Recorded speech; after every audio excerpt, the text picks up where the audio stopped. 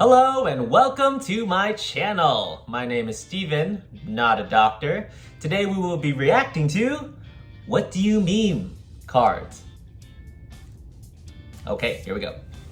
When the patient doesn't know how to work the remote, I don't know how to work that thing half the time.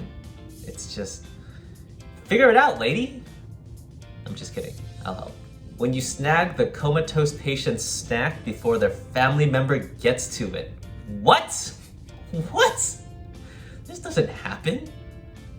Do people steal unconscious patients' food? Don't do that, that's terrible.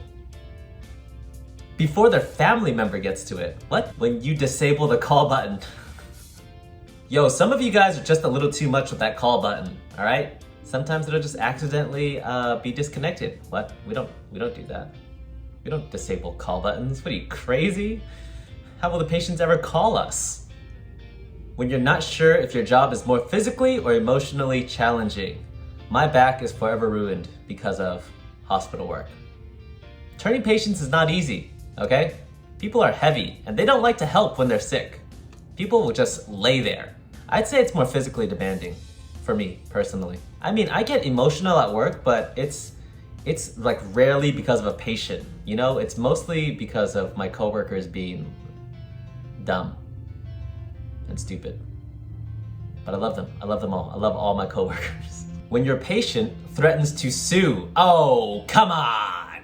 I dare you, sue me! It's like you lose all credibility when you threaten to sue. It's like, okay, now we know you're not for real, you know what I mean? Like before you said you were gonna sue me and the hospital, it's like, okay, maybe, you know, you have credibility. But after you say you're gonna sue me or the hospital, you are no longer taken seriously. Good day, sir. When your twisted sense of humor is the only thing that keeps you going.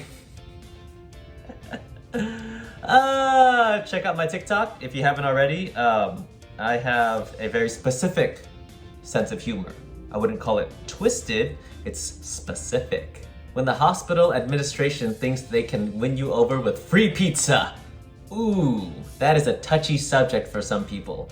I personally enjoy the free pizza. I don't usually have issues with hospital admins, but some people feel like getting a free pizza is like, you know, that's definitely not enough, and they feel insulted that they're only getting a free pizza. I'm totally down for the free pizza. Life's not that bad. When you're trying to calculate how much you're going to make from overtime. Of course, who doesn't? Who doesn't?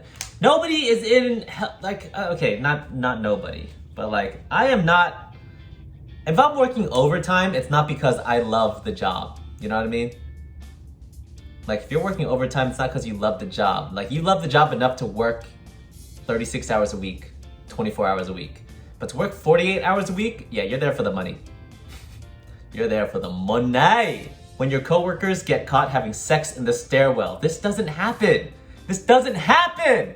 Stop lying to people. Maybe it is happening and it's just not involving me. I don't know. That's sad. I want sex in the stairwell. When somebody calls you a hero, oh, how about you just tip me instead? I don't need to be called a hero. Tip me. When you hear there's a new load of N95s. Oh yeah! N95s were a hot commodity last year. Not so much anymore. But yeah, always exciting, always exciting. When your confused patient rips out their catheter with the balloon still inflated. Oh no!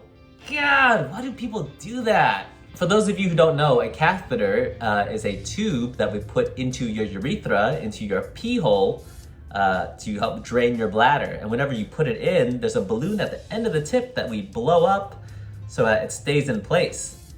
And if you pull it out, you're literally pulling out a balloon through your tiny urethra.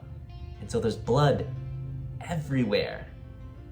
It's painful to see. I don't know if it's painful to feel. I assume it is because, why wouldn't it be? But I've never experienced it though. When you literally can't believe your frequent flyer is still alive. Ah, yes. You know, some people are just survivors, you know? They can't die.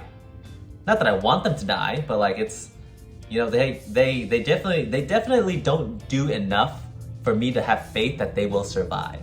You know, frequent flyers, for those of you who don't know, are people who frequently come to the ER for like alcohol abuse, drug abuse, or they're, you know, homeless. But they're usually not practicing safe activities. When you put a warm blanket on an elderly patient, oh, that's actually really sweet.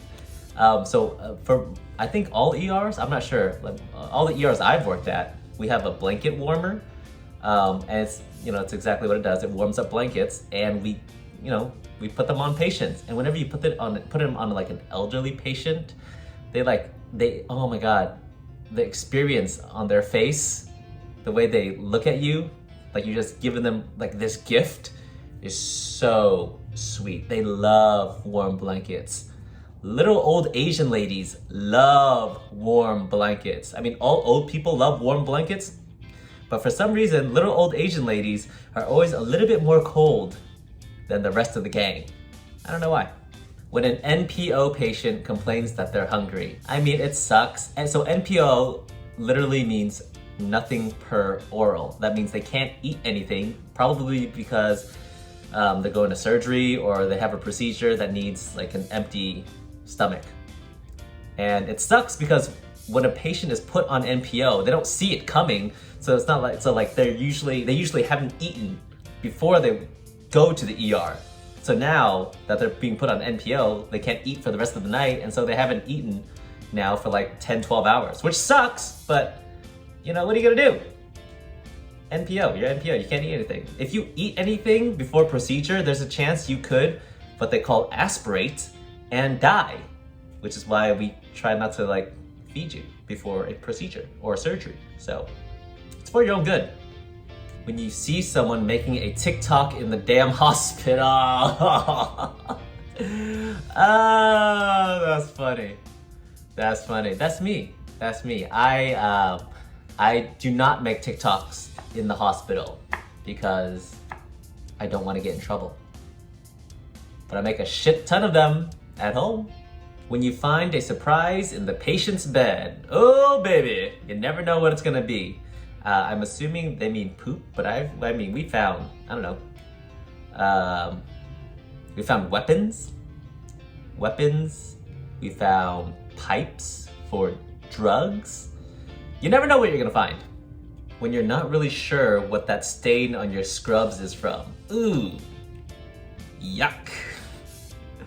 Look, when you work at the hospital, if there's anything wet that touches you or your skin, you immediately freak the out when you've befriended the hostile patient.